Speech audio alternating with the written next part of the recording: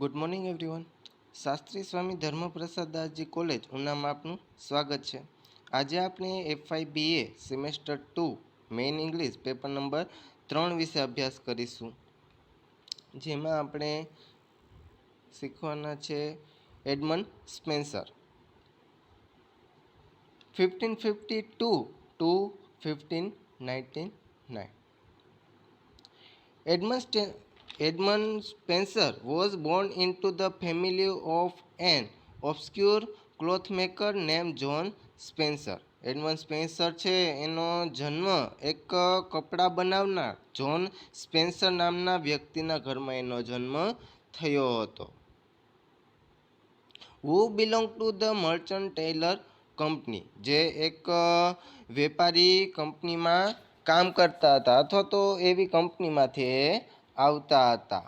And was married to a woman name Elizabeth Boyle, અને એના લગ્ન એક સ્ત્રી એલિઝાબેથ બોયલ સાથે થયા હતા.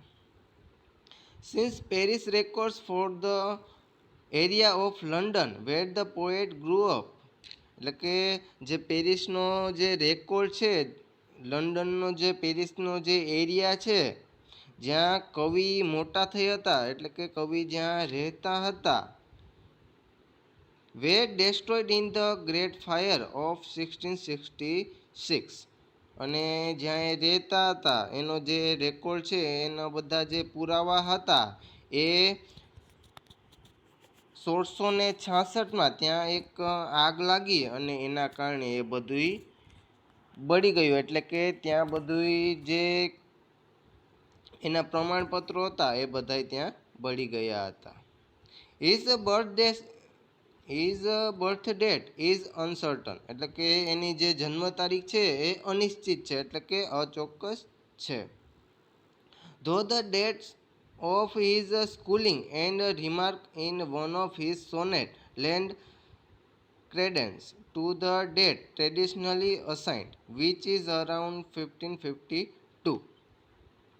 એની જે અમુક પ્રમાણપત્રો હતા એ તો પહેલાં જે બળી ગયા હતા અથવા તો એ નુકસાન થયા હતા, તેમ છતાં પણ એની જે સ્કૂલની અમુક તારીખો છે એ અને જે એના સોનેટો છે એના ઉપરથી એના અમુક નોંધપાત્ર અમુક પરંપરાગત રીતે અમુક તારીખો મળી છે, જે 1500 જે એનો જન્મ છે એ લગભગ 1552માં થયું હતું એવું કહી શકાય.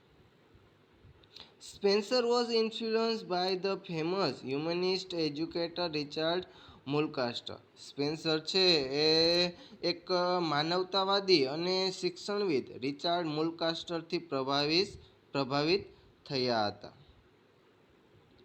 Spencer published his first poetic work, The Shepherd's Calendar. જે સ્પેન્સર છે એની પહેલી કવિતા ધ શેફર્ડ કેલેન્ડર પ્રસિદ્ધ કરી હતી. 10 years later he began work on the fairy queen, અને જે પહેલી કવિતા એણે પ્રસિદ્ધ કરી હતી એના પછીના 10 વર્ષ પછી એણે ફેરી ક્વીન છે એના ઉપર એણે કામ કર્યું હતું, એટલે કે એ લખવાનું કામ શરૂ કર્યું હતું. વિચ વોઝ પબ્લિશ ઇન 1519, કે જે ફેરી ક્વીન છે એ 1590માં એ પ્રસિદ્ધ થઈ હતી.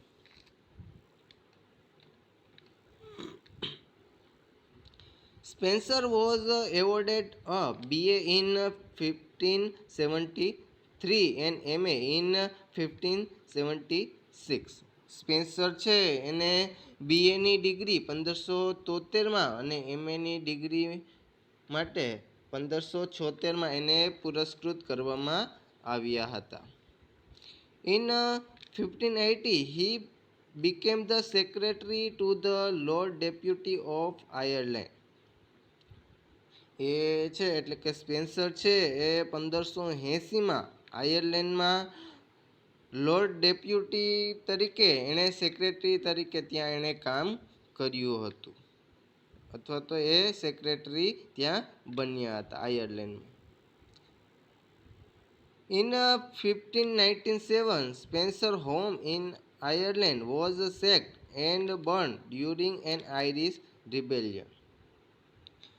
1597માં જે સ્પેન્સરનું જે આયર્લેન્ડમાં જે એનું ઘર હતું એ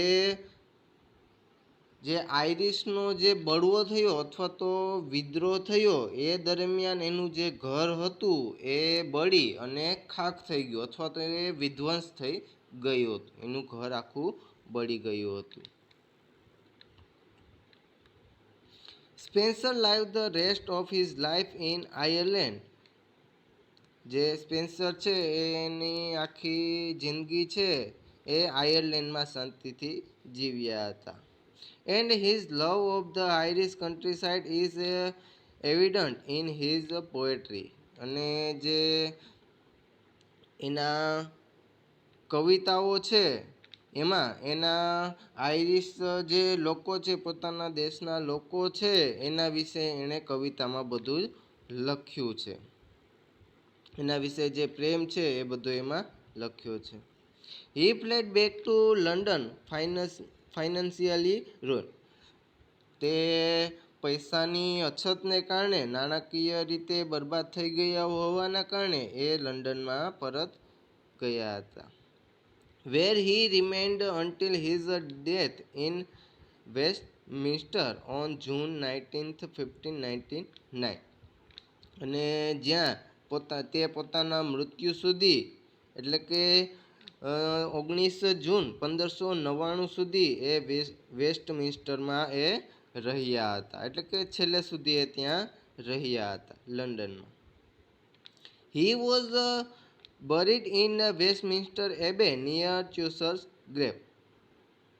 એ જે મૃત્યુ પામ્યા એની જે કબર છે એ જે ચુસર નામના વ્યક્તિ છે એની કબરની બાજુમાં એટલે કે વેસ્ટમિન્સ્ટર એબેમાં ત્યાં નજીક એને દાટવામાં આવ્યા હતા.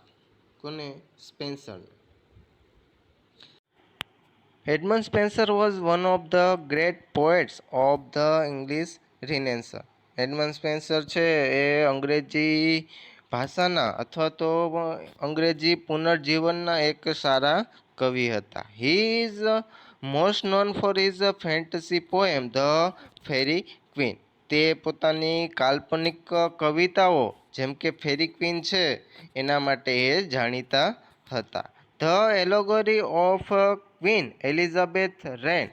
એટલે કે એની જે એલિઝાબેથના શાસન દરમિયાન એટલે કે રાણી એલિઝાબેથના શાસન દરમિયાન he is also known for his cycle of love sonnets. એ સમય દરમિયાન પોતાની અમુક કવિતાઓ છે એમાં લવ સોનેટ્સ ઇન્ક્લુડિંગ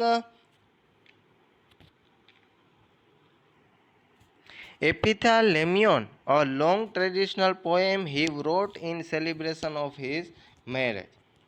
અને તેણે એટલે કે એડમંડ સ્પેન્સરે પોતાના લગ્નની ઉજવણી માટે એક કવિતા લખી છે જે એપિથાલેમિયોન છે. એ પોતાની લગ્નની ઉજવણી માટે એણે લખી હતી. Thank you friends.